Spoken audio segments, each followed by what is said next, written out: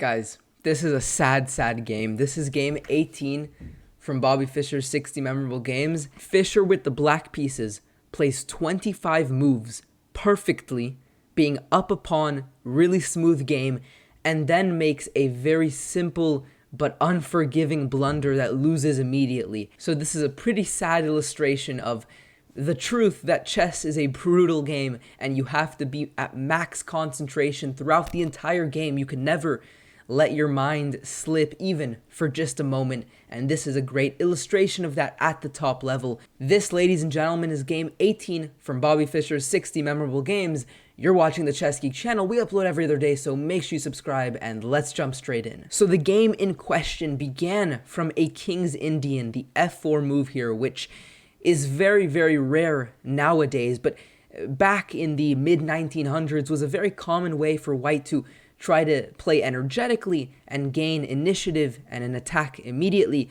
Black here responded with the common g5 idea, going for g4, trying to expand and hit this knight, and that's exactly what we saw here. There's the move knight to f6, and the move d6 now. And you see here that in the opening, black wins a pawn.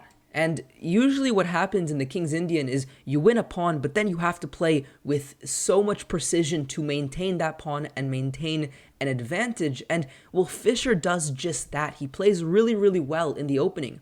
c5, expanding and trading in the center, developing the knight, castling, getting the king safe. He's not breaking any principles, but it's more than that, because you can play games that are principled but still lose in this position. You need to play the correct move, and he does that. I mean, f5, really brilliant way to expand, give this rook some breathing room, claim some control in the center, and attack the queen.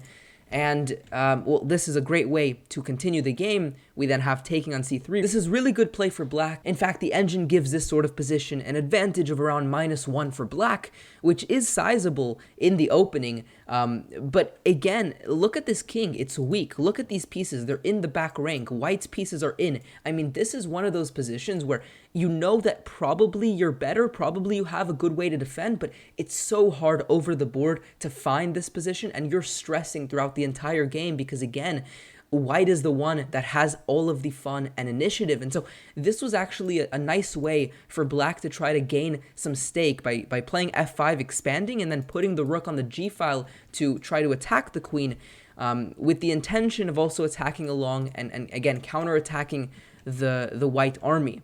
We have queen takes h4, queen to g4 with a clear threat of checkmate, so rook to f2, bishop to e7, and it is coming up, ladies and gentlemen. We have rook to e4, the queen moves, and in this position, after 25 moves of absolute precision from black, he slips up. Fischer plays rook to f8 here, which loses. Pause the video, try to figure out what tactic white has here that wins immediately. The move in this position is rook to e5, with the idea that now there is simply too much pressure. The bishop is attacked, the queen is attacked, and the bishop also has the role of defending the rook. Now, it should be noted that after rook f8, if you just take, this was kind of Fischer's idea, great, we've simplified further, we're still up a pawn, this is a good endgame position. However, again, after rook to e5, you need to keep this queen in contact with the bishop, but if you go queen to h4, well, unfortunately, rook f8 and queen takes queen will win immediately, and therefore the only move here to try to survive and hold on is rook to d8, but now the queen moves to e4 after this counterattack, hitting the bishop, you're still hitting the queen. It's tough. I mean, queen to h4 now is necessary, but rook to f4, the queen is still attacked. There's now no safe square where your queen can still guard the bishop. And in this position, in fact, ladies and gentlemen, black resigned after queen to g3, for example, will simply be able to take the bishop. There's no more left to calculate. So a pretty sad result, but the lesson that we can all apply to our game is to never lose concentration. Focus on every single move, no matter how small or insignificant it might seem. Thank you for watching. Subscribe if you're new around here. Like this video if you learned something new from it, and I'll see you guys next time. Peace out.